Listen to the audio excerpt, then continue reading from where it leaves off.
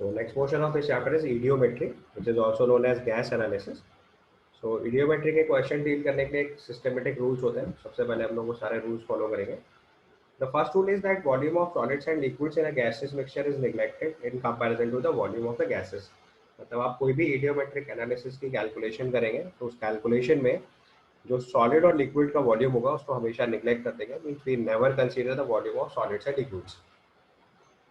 Second condition है कि हम जितनी भी अगर कोई कंडीशन गिवन है क्वेश्चन में कि इस कंडीशन में कैलकुलेट करो गैसेस की स्टडी या जो भी है, अगर नहीं गिवन होता है तो हम लोग नॉर्मली जो कंडीशन जिसमें सारी कैलकुलेशंस करते हैं that is 1 at atmosphere 273 kelvin. Because gases के केस में जब तक प्रेशर और टेम्परेचर नहीं डिफाइन करेंगे तब तक वॉल्यूम और मोल्स को रिलेट नहीं कर पाएंगे. So the second condition is that the equation represent the condition of reactions at 1 atmosphere 273 kelvin. या तो क्वेश्चन में कंडीशन गिवन होगी कि किस कंडीशन में प्रेशर एंड टेम्परेचर वर्कआउट कर रहे हैं, या फिर condition must be 1 atmosphere 273 kelvin. Next rule आपको पता है, मोल कॉन्सेप्ट के टाइम आपने सीखा हुआ है कि गैलिसेक्स लॉ ऑफ गैसेस वॉल्यूम के बेसिस पे आप बता सकते हो कि 1 मोल गैस के लिए जो वॉल्यूम है वो 22.4 लीटर आता है 1 एटमॉस्फेयर 273 केल्विन पे. या मेथड 2 से गैलिसेक्स लॉ ऑफ कंबाइनिंग वॉल्यूम से हम लोग देखते हैं कि 1 वॉल्यूम जो रिएक्शन होती है वो स्टोइकियोमेट्रिक कोएफिशिएंट के वॉल्यूम रेशियो में होती है. और अवोगाद्रोस लॉ से हम बता सकते हैं कि 1 मोल गैस का जो वॉल्यूम है 22.4 लीटर होता है 1 एटमॉस्फेयर 273 केल्विन में. ठीक है. इसके बाद इसमें एक और इम्पोर्टेंट पॉइंट है, कई बार हम लोग कंबशन के लिए एयर यूज करेंगे. सो air is actually a mixture of nitrogen and oxygen, जिसमें नियरली 21% ऑक्सीजन होगी. अगर क्वेश्चन में गिवन है कि एयर के अंदर कितनी ऑक्सीजन है नाइट्रोजन है तो हम वही डेटा यूज कर लेंगे. नहीं गिवन होगा तो हम लोग नियरली 21% ऑक्सीजन या कभी कभी 20% ऑफ ऑक्सीजन से भी क्वेश्चन सॉल्व कर सकते हैं. फिफ्थ पॉइंट में देखो ध्यान देना है, nitrogen is mostly considered as a non reactive gas. मतलब किसी भी इडियोमेट्रिक कैलकुलेशन में अगर नाइट्रोजन गैस इन्वॉल्व है तो जब तक क्वेश्चन में ना लिखा हो कि इलेक्ट्रिक स्पार्क यूज कर रहे हैं या कोई ऐसी कंडीशन ले रहे हैं जिससे नाइट्रोजन गैस रिएक्ट करे, तब तक हम नाइट्रोजन को नॉन रिएक्टिव गैस की तरह कंसीडर करते हैं. तो nitrogen is mostly considered as a non reactive gas. Clear. So that is also important parameter जो हम लोग इडियोमेट्री में यूज करेंगे. Next one is the problems में भी solve through the mole concept principle. वो तो सीधी सी बात है, जितने भी क्वेश्चंस होंगे वो हम लोग सब मोल कॉन्सेप्ट की टेक्निक लगाएंगे. बिकॉज वॉल्यूम प्रोपोर्शनल टू मोल होता है. गिवन प्रेशर टेम्परेचर कंडीशन होगी तो वॉल्यूम प्रोपोर्शनल टू मोल की टेक्निक से हम लोग क्वेश्चन सॉल्व कर पाएंगे. वो जहाँ पे जैसी रिक्वायरमेंट होगी वैसे क्वेश्चन से करेंगे. इसका दो इंपॉर्टेंट पॉइंट होते हैं इडियोमेट्री में, वो और ध्यान से देखिए. जितने भी पॉइंट्स मैं आपको बता रहा हूँ ये सब स्टैंडर्ड अजम्पशंस है इडियोमेट्री के. अगर क्वेश्चन में इसके अलावा कोई इन्फॉर्मेशन होगी तो उससे क्वेश्चन सॉल्व करेंगे. अगर इन्फॉर्मेशन नहीं होगी तो इसको रिजिड इन्फॉर्मेशन की तरह यूज करेंगे. मतलब जैसे नाइट्रोजन नॉन रिएक्टिव है, एयर को नाइट्रोजन ऑक्सीजन का मिक्सचर अज्यूम कर रहा है, ऑक्सीजन उसमें 21% लेनी है, कैलकुलेशन सब 1 एटमॉस्फेयर 273 केल्विन पे करेंगे. इसका मतलब वाटर को लिक्विड कंसीडर करना है, सॉलिड और लिक्विड्स के वॉल्यूम कंसीडर नहीं करने हैं. These are some standard assumptions. Now come to the point number 7. The contraction in volume is sometimes used for identification of gases. ये मतलब एक इंपॉर्टेंट फीचर होता है. कभी भी हम लोग अगर इडियोमेट्रिक एनालिसिस स्टडी कर रहे होंगे तो उसमें कॉन्ट्रैक्शन इन वॉल्यूम एक बहुत इंपॉर्टेंट फीचर होता है जिससे क्वेश्चन सॉल्व होता है. अभी बता रहा हूँ उसका क्या मतलब होता है. So contraction in volume is sometimes used for the identification of the gases. This type of contraction is observed when the spark is produced in the gases mixture और suitable absorbents are used to absorb certain gases. मतलब दो तरीके के case होते हैं. या तो reaction में पर्टिकुलर रिएक्शन होने के बाद सब्सटेंस कंज्यूम हो जाएगा और दूसरा सब्सटेंस बनेगा तो उसकी वजह से वॉल्यूम में चेंज आ सकता है, तो कॉन्ट्रैक्शन में वॉल्यूम नोटिस करते हैं. या फिर कभी कभी गैसेस को सुटेबल सॉल्वेंट्स में पास करेंगे तो उन सॉल्वेंट्स में से भी गैसेस एब्जॉर्ब हो सकती है. तो कौन सी गैस के सॉल्वेंट में एब्जॉर्ब होती है वो मैं आपको लिस्ट में बता रहा हूँ. तो अकॉर्डिंगली उसका वॉल्यूम जो भी एब्जॉर्ब होगा वो धीरे धीरे खत्म होता चला जाएगा. तो जितना वॉल्यूम कम होता है उससे हम करस्पॉन्डिंग गैस का वॉल्यूम मेजर कर पाते हैं. अब कॉन्ट्रैक्शन एंड वॉल्यूम का सिंपल मतलब है कि इनिशियली जो वॉल्यूम था और फाइनली जो वॉल्यूम था उसका डिफरेंस लिखना है.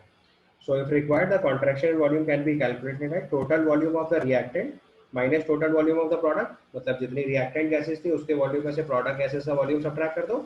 या फिर एक और तरीका होता है, कई बार लिखा होगा कि स्पार्क के पहले ये वॉल्यूम था और स्पार्क के बाद में ये वॉल्यूम था.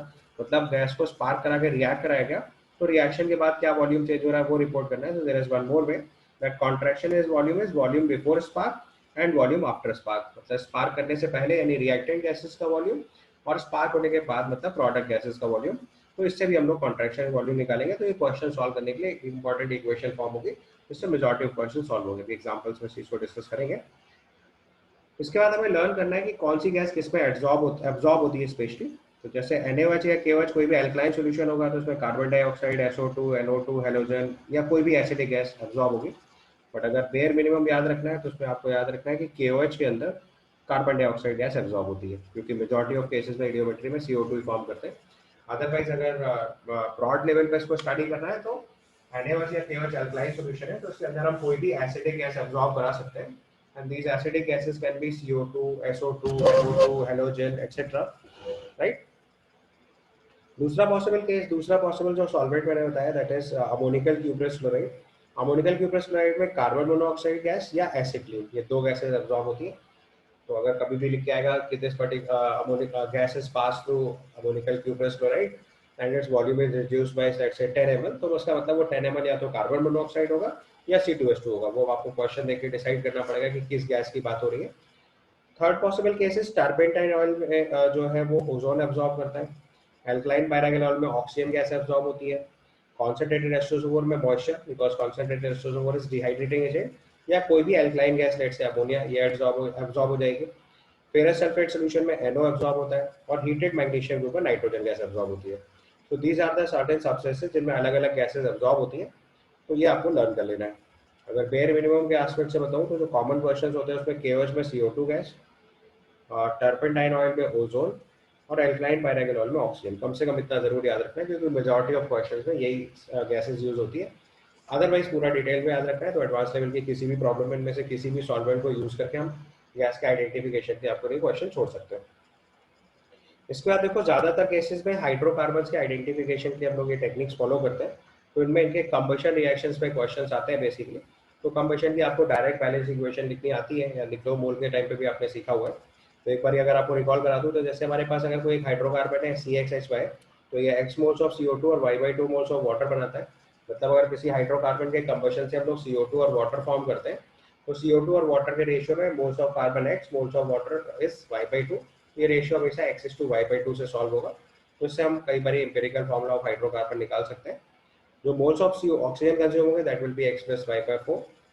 अगर यहीं पे आपके पास सैचुरेटेड हाइड्रोकार्बन लिख के दिया गया तो फॉर्मूला होगा CnH2n। तो फिर हम इसमें 3n+1/2 moles of oxygen, n moles of CO2 and n+1 mole of water consume करेंगे, n+1 mole of water form करेंगे। अगर कहीं पे लिखा हुआ एल्कीन है या साइक्लोएल्केन है तो आपको जनरल फॉर्मूला पता है, it's type of CnH2n।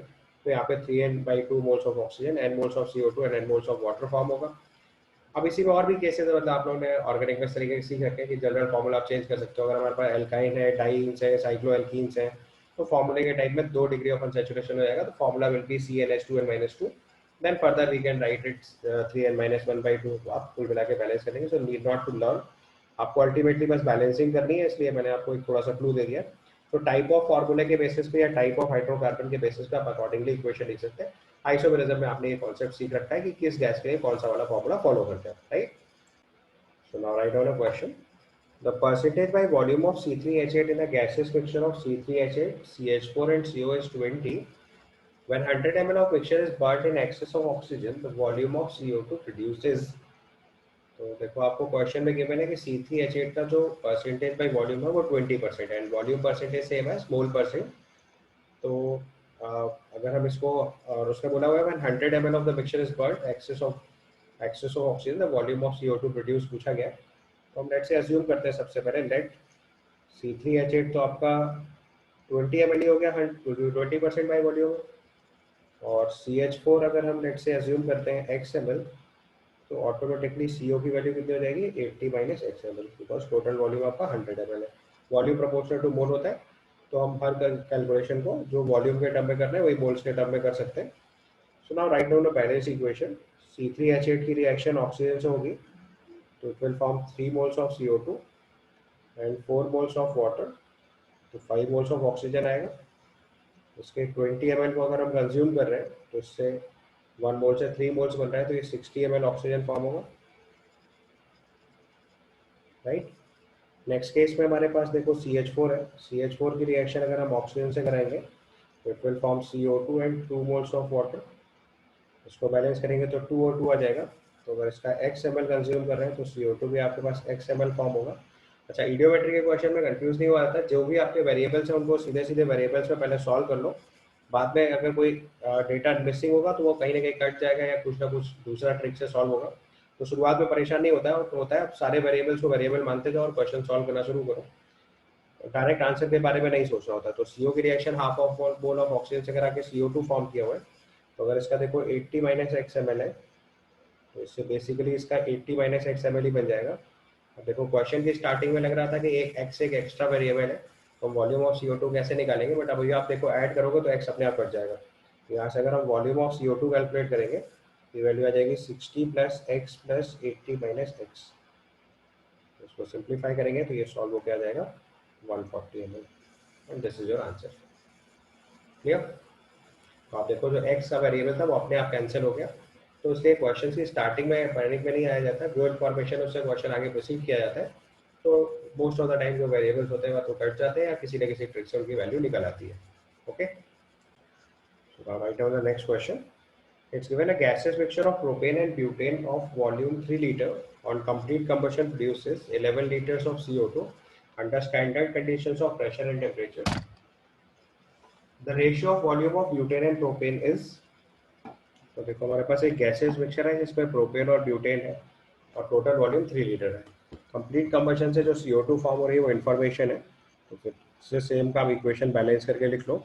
So propane is C3H8, इसकी रिएक्शन ऑक्सीजन से अगर लिखेंगे तो it will form 3 moles of CO2, 4 moles of water, 5 moles of oxygen.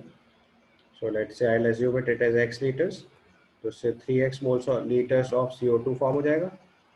Another reaction is butane, so it is C4H10. इसकी reaction oxygen से कराएंगे तो it will form 4 moles of CO2, 5 moles of water। ठीक है, और अगर इसको balance करके लिखेंगे तो this is 13/2 moles of oxygen।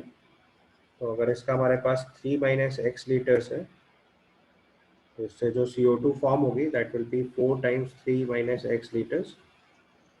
और हमें टोटल वॉल्यूम ऑफ CO2 दे रखा है, तो वॉल्यूम ऑफ CO2 यहाँ से सॉल्व करेंगे तो it is 3x plus 4 times 3 minus x, this is given to you 11 litres. यहाँ से सॉल्व करके पहले x निकालेंगे, तो it will simplify, so this becomes x is equal to 1 litre. I think यहाँ से सॉल्व करेंगे तो x की वैल्यू 1 लीटर आ गई। तो उसने पूछा ratio of volume of butane and propane, तो यहाँ से वॉल्यूम ऑफ ब्यूटेन लिखेंगे तो it is x minus 3x minus 2 which is 2 litres.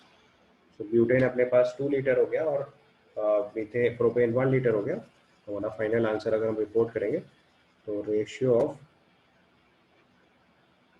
Butane two propane is 2 litres. So 2:1, that means simply 2 भी लिख सकते हैं या 2:1 रिपोर्ट करते हैं। Is that okay? Now write another question. This is the question of JEE Mains 2016. This is another question of JEE Mains 2016. Write down the question. At 300 Kelvin and 1 atmosphere, 15 ml of gaseous hydrocarbon requires 375 ml of air containing 20% oxygen by volume. अब देखो यहाँ पे जैसे already given है 20% by volume, नहीं given होता तो बस 21% के अप्रॉक्स मान के सॉल्व कर लेते हैं। गिवन है क्वेश्चन में तो वही डेटा यूज करेंगे। Containing 20% oxygen by volume for complete combustion. After combustion the gases occupies 345 ml, assuming that water form is in liquid form and all the volumes are measured at the same temperature and pressure, the formula of hydrocarbon is। तो आपको इस case में hydrocarbon का formula report करना था, मैंने option हटा दिया, अदरवाइज दिस इज 2016 जेईई में इस क्वेश्चन। तो आप इसको सॉल्व करिए एक बार। तो देखो सबसे पहले हमने देखा है कि 375 वाले एयर रिएक्ट कर रही है, उसमें 20% ऑक्सीजन है। तो यहाँ से अगर वॉल्यूम ऑफ ऑक्सीजन निकालेंगे सबसे पहले, तो 375 का 20% सॉल्व कर लो, तो this comes out to be 75 ml। Air के अंदर जो दूसरा कंपोनेंट होता है दैट इज नाइट्रोजन, तो नाइट्रोजन का वॉल्यूम आ जाएगा हमारे पास 300 ml, राइट। कंबशन के बाद जो दो गैसेस बचेंगी वो एक नाइट्रोजन होगी और एक कार्बन डाइऑक्साइड होगी। तो हम आसानी से बता सकते हैं कि volume of carbon dioxide plus volume of nitrogen, क्योंकि वाटर तो लिक्विड होगा। अब रिएक्शन देखो, it is performed eight 1 atmosphere 300 kelvin means 27 degree Celsius. 27 degree Celsius में वाटर को लिक्विड काउंट करेंगे। So volume of CO2 plus water of nitrogen is given 345। तो यहाँ से अगर आप सिंप्लीफाई करेंगे तो वॉल्यूम ऑफ कार्बन डाइऑक्साइड आपको पता चल जाएगा 45 ml। तो अब देखो हमें पता चल गया कि 15 ml ऑफ हाइड्रोकार्बन से रिएक्शन 75 ml ऑक्सीजन रिएक्ट करके 45 ml of carbon dioxide form कर रहा है, राइट। तो यहाँ पे देखो 15 ml of hydrocarbon 75 ml of oxygen से रिएक्ट करके 45 ml ऑफ CO2 फॉर्म कर रहा है। तो अब बस देखो सिंपली रेशियो अप्लाई कर देते हैं हम लोग। तो यहाँ से अगर आप स्टोइकोमेट्रिक कोफिशिएंट रेशियो देखो, तो अगर हम इसको रेशियो में लिखेंगे तो ये आ जाएगा 1:5:3। तो अगर आप कंपेयर करोगे तो x की वैल्यू सीधे 3 पता चल जाएगी और x प्लस वाई बाई 4 की वैल्यू 5 आ जाएगी। तो यहाँ से सिंप्लीफाई करेंगे तो y की वैल्यू आ जाएगी 8। तो यहाँ से हमारा जो फार्मूला हो जाएगा that will be formula of hydrocarbon will be C3H8। समझ आया technique? Formula of hydrocarbon will be C3H8। यहाँ से डायरेक्टली हमने कोरिलेट कर लिया। CXHY x plus y by 4 oxygen के साथ CO2 के साथ रेशियो निकाल लिया सिंपलेस 1:3:5। कंपेयर करा तो x की वैल्यू सीधे 3 पता चल गई और y की वैल्यू सॉल्व करेंगे तो 8 आ जाएगा। तो हाइड्रोकार्बन का फॉर्मूला यहाँ पे C3H8 बन जाएगा। Okay, right on another question. 80 ml of oxygen is added to 50 ml mixture of hydrogen C2H2 and CO, after which the total mixture is burnt. The volume of the cooled mixture after combustion measures 65 ml. This is reduced to 15 ml by treatment with KOH solution. Calculate the volume of the each gas in the mixture. देखो यहाँ पे contraction in volume का हम लोग use करने वाले हैं। 80 ml oxygen को हमने 50 ml mixture of hydrogen C2H2 और CO के साथ ऐड करा। तो हमने सबसे पहले एज्यूम करा let hydrogen is XmL, C2H2 is YmL, then CO is automatically 50 minus X minus YmL, क्योंकि टोटल वॉल्यूम आपको 50 ml गिवन है। हमने अज्यूम करा that hydrogen is XmL, C2H2 is YmL, then definitely volume of carbon monoxide will be 50 minus X minus YmL, right? अब equation combustion भी लिख लो क्योंकि oxygen के साथ बर्न कर रहे हैं। तो हाइड्रोजन की ऑक्सीजन से रिएक्शन होगी, it will form water. Half mole of oxygen is consumed. Then we have C2H2, it is combust with oxygen, it will form 2 moles of CO2 and 1 mole of water. So it is 5/2 oxygen. In the last case, we have carbon monoxide, it is burnt with oxygen, will form carbon dioxide. ठीक है, यहाँ तक समझ आया? सबसे पहले hydrogen oxygen की reaction होकर वाटर बन रहा है, C2H2 ऑक्सीजन की रिएक्शन होकर CO2 एंड वाटर बन रहा है एंड कार्बन मोनोऑक्साइड ऑक्सीजन की रिएक्शन से भी CO2 फॉर्म हो रहा है। तो अब अगर हमने इसका XmL लिया हुआ है तो ऑटोमेटिकली इसका x/2 ml कंज्यूम होगा और इसका XmL फॉर्म होगा, बट इसको नहीं लिखना है क्योंकि वाटर लिक्विड स्टेट में होगा, तो we need not to write its volume. अगले केस में इसका हमने YmL लिया है तो इसका 5/2 YmL कंज्यूम होगा और इसका 2 YmL फॉर्म होगा, need not to write water. And this is 50 minus x minus y, तो इसका half of 50 minus x minus y ml reuse होगा और इसका 50 minus x minus y ml form होगा। Clear? Volume proportional to mole की condition से मैंने लिखा। अब देखो क्वेश्चन में गिवन है the volume of the cooled mixture after combustion measures 65 ml। तो जब कूल्ड मिक्सचर चेक करेंगे तो उसमें दो चीजें होंगी, एक तो ऑक्सीजन जो लेफ्ट होगी वो, और जो हमारी कार्बन डाइऑक्साइड फॉर्म हुई होगी वो 65 ml है। तो हम यहाँ पे पहला इंफॉर्मेशन लिख सकते हैं, volume of oxygen left plus volume of carbon dioxide form is equal to 65 ml, क्योंकि कूल्ड मिक्सचर में वाटर तो लिक्विड हो चुका होगा। तो जो हाइड्रोकार्ब जो गैसेज हैं हाइड्रोजन C2H2 और CO वो तो कम्प्लीटली बर्न हो गए। तो जो हमारे पास अब बचा है वो क्या है, कुछ ऑक्सीजन बच सकती है, वो भी देखेंगे क्वेश्चन में, और CO2 फॉर्म हुई है। तो इन दोनों का वॉल्यूम जो है 65 ml है। उसके बाद मैंने this is reduce to 15 ml। Reduce to 15 ml means 50 ml और कंज्यूम हो गया by treatment with KOH solution. अब मैंने आपको बताया था KOH में कौन सी गैस एब्जॉर्ब होती है, कार्बन डाइऑक्साइड। तो अगर हमारा वॉल्यूम 65 ml से 50 ml बचा है तो जो 50 ml कंज्यूम हुआ वो कहाँ हुआ, KOH के अंदर। तो उसका मतलब वॉल्यूम ऑफ CO2 हमें पता चल गया कितना है, volume of CO2 formed is 50 ml।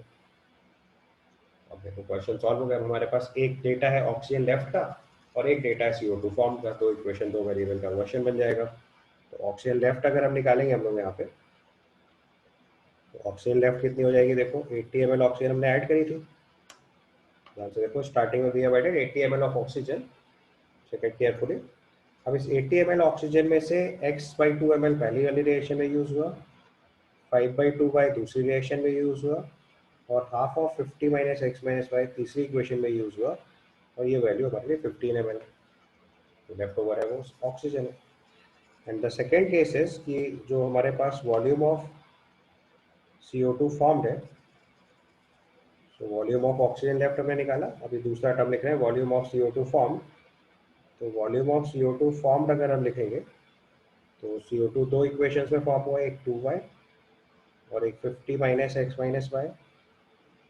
ये समेशन अपने को दे रखा है 50 ml। So now we have two equations, two variables, यहाँ से हम इजीली x और y सॉल्व कर लेंगे। तो आपसे क्वेश्चन में पूछा है calculate the volume of each gas in the original volume mixture, तो ये हमारा आंसर आ जाएगा। तो इसको क्विकली सॉल्व करके आपको x और y की वैल्यू निकालनी है।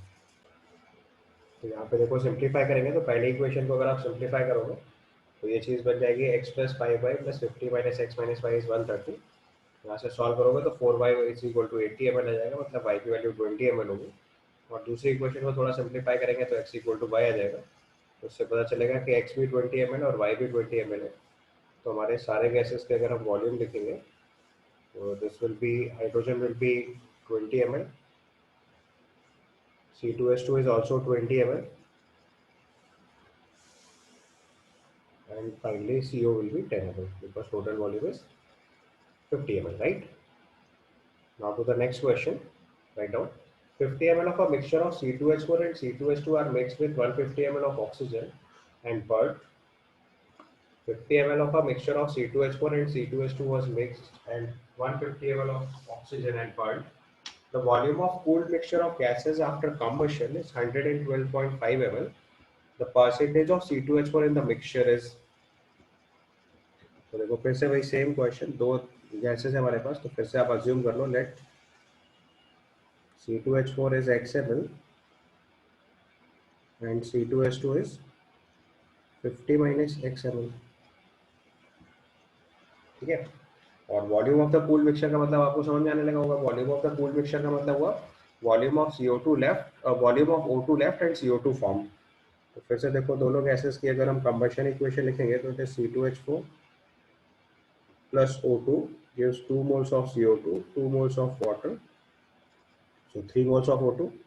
तो अगर इसका XML कंज्यूम किया है तो ये 3XML कंज्यूम होगा, 2XML फॉर्म होगा। दूसरी गैस C2H2 है, इसका कंबशन ऑक्सीजन से करा रहे हैं, it will form 2 moles of CO2 and water, this is 5/2 moles। तो इसके वॉल्यूम हमारे पास 50 माइनस एक्स है, ये 5/2 टाइम्स 50 माइनस एक्स हो जाएगा और ये 2x हो जाएगा। अब देखो volume of O2 left plus volume of CO2 form, यही दो गैसेस बचेंगी कंबशन के बाद। So the volume of the cooled mixture of the gases after combustion is 112.5 ml। इस डेटा का मतलब समझ रहे हैं ना आप, क्योंकि जब रिएक्शन कंप्लीट हो जाएगी तो C2H4 और C2H2 पूरा बर्न हो जाएगा, कूल करने के बाद वाटर लिक्विड हो जाएगा, तो उसका वॉल्यूम नहीं कंसीडर करना है। तो दो चीज़ें होंगी, एक तो ऑक्सीजन लेफ्ट ओवर हो सकती है और एक CO2 फॉर्म होगी। तो this 112.5 is the volume of oxygen left and CO2 form, so this is 112.5। अब ऊपर वाले डेटा से इक्वेशन लिख लो। O2 लेफ्ट कितना हुआ, 150 ml हमने टोटल ऑक्सीजन ऐड की थी। Out of this 150 ml how much is reacted, so minus 3x minus 5/2 times 50 minus x, ये रिएक्ट कर गया, प्लस इसमें जो ऑक्सीजन फॉर्म हो गया that is 2x plus 2x, this is 112.5। यहाँ से सिंप्लीफाई करेंगे तो हमारी x की वैल्यू आ जाएगी, और जैसे ही वैल्यू ऑफ x आ जाएगी तो हम volume of C2H4 and C2H2 report कर सकते हैं। तो just solve it and get the value of x। C1 mistake has happened, यहाँ पे volume of CO2 form 2 times 50 minus x होगा, मेक इट क्लियर, मैंने 2x लिखा था पहले, इसको करेक्ट करना है बिकॉज 50 माइनस एक्स का डबल बनेगा, सो 2 टाइम्स 50 माइनस एक्स होगा। सो इक्वेशन में भी रेक्टिफाई करना, यहाँ प्लस 2 टाइम्स 50 माइनस एक्स लिखेंगे, उसको सिंप्लीफाई करेंगे तो 150 माइनस 125 प्लस 100 माइनस x/2 की वैल्यू 112.5 आएगा, यहाँ से x की वैल्यू 25 आ जाएगी। तो यहाँ से अगर हमें परसेंटेज ऑफ, क्वेश्चन में पूछा है percentage of C2H4 in the original mixture, percentage of C2H4 निकालेंगे तो 25 ml है out of 50 into 100, so this comes out to be 50%। this is your answer। Clear, correction जरूर कर लीजिएगा ध्यान से, this was not 2x, this is 2 into 50 minus x, this is also 2 into 50 minus x। आप एक question solve करेगा तो 50% आ जाएगा। now one more question, So it's given when 100 ml of a sample of methane and ethane along with excess oxygen is subjected to electric spark. The contraction in volume was observed to be 112 ml. Contraction in volume का मतलब समझ रहे हो? Initial volume में से final volume subtract करके 112 ml लिखना है. When the resulting gases was passed through KOH solution, then further contraction in volume in ml is, तो further contraction in volume in ml means आपको लिखना है कि find the further contraction in volume in milliliter, मतलब आपको कितना CO2 बनी है ये निकालना है. क्योंकि आप ध्यान से नोटिस कर सकते हो कि जब रिजल्टिंग गैसेस को आप KOH में पास करेंगे तो जो KOH के सोल्यूशन के अंदर वॉल्यूम का कॉन्ट्रैक्शन आएगा that will be because of CO2. मतलब आपको कॉन्ट्रैक्शन इन वॉल्यूम गिवन है और CO2 का वॉल्यूम निकालना है. This is the question. तो देखो हमारे पास दो मिक्सचर है, एक मीथेन और एक इथेन. फिर से कंबशन इक्वेशन लिख लो. CH4 plus O2 gives, balance करके तो CH4 plus 2O2 gives CO2 and water. तो CH4 का AMl तो ऑक्सीजन 2AMl रिएक्ट करेगा, CO2 AMl फॉर्म होगा. C2H6 का 100 माइनस AMl है, ये 7/2 मोल्स ऑफ ऑक्सीजन से रिएक्ट करके 2 मोल्स ऑफ CO2 फॉर्म करेगा. तो फिर से 100 माइनस AMl C2H6 से 7/2 times 100 minus AMl oxygen react करेगा और 2 टाइम्स 100 माइनस AMl फॉर्म होगा. अब जो कॉन्ट्रैक्शन इन वॉल्यूम है उसका मतलब क्या हुआ कि जो हमारा टोटल इनिशियल वॉल्यूम था that was 100 ml, that was total 100 ml plus उसमें से जितना ऑक्सीजन यूज हुआ है, राइट, ये तो कंज्यूम हुआ इनिशियल वॉल्यूम. और फाइनली फॉर्म केवल क्या हुआ, CO2 फॉर्म. और इसको ऐसे भी कर सकते थे कि initial volume of gases plus total oxygen minus oxygen left minus CO2 form. तो अंडरस्टूड है जितनी ऑक्सीजन सप्लाई करी और जितनी उसमें लेफ्ट हुई, तो एक्चुअली में ऑक्सीजन यूज निकलो सीधे सीधे. तो अगर आप ध्यान से देखो ये वॉल्यूम हमारा इनिशियली जो कंज्यूम हुआ है वो स्टार्ट हुआ है और ये फॉर्म हुआ है. तो कंज्यूम माइनस फॉर्म वाला वॉल्यूम अगर हमने हटा दिया तो कॉन्ट्रैक्शन वॉल्यूम आ जाएगा. तो सिंपली इक्वेशन लिख लो. तो ऑक्सीजन जो कंज्यूम है that is 7/2 into 100 minus A from second equation and 2A from first equation. और उसमें से जो CO2 फॉर्म हुआ है that is A from first equation and 2 times 100 minus A from the second equation. इसको 212 के इक्वल करके हमने सॉल्व करा तो A की वैल्यू 76 आ गई. और फाइनली आपसे वॉल्यूम ऑफ CO2 फॉर्म निकालना है. तो CO2 ये फॉर्म हुई और ये फॉर्म हुई. So that value is A plus 2 times 100 minus A. So that will be actually 200 minus A, which is 17.24 ml. ये आपका ऑक्सीजन का ये CO2 का वॉल्यूम फॉर्म हुआ क्योंकि KOH में CO2 गैस एब्जॉर्ब होगी. तो इसका आंसर हम लोग 124 ml रिपोर्ट कर देंगे. केयरफुली ध्यान से देख लो. Contraction is an important term. Contraction का मतलब कितना वॉल्यूम रिएक्ट किया और कितना वॉल्यूम फॉर्म हुआ, इसके डिफरेंस को कॉन्ट्रैक्शन बोलते हैं. तो 100 ml हमारा हाइड्रोकार्बन कंज्यूम हुआ है और उसमें से जितनी वॉल्यूम ऑफ ऑक्सीजन यूज हुई है उन दोनों को ऐड करो, ये टोटल वॉल्यूम कंज्यूम्ड है. और जो CO2 फॉर्म हुई है वो फॉर्म वॉल्यूम है, दोनों का डिफरेंस इज कॉन्ट्रैक्शन. इस डेटा को यूज करेंगे तो this is 124 ml. So this completes your यूडियोमेट्री also, right?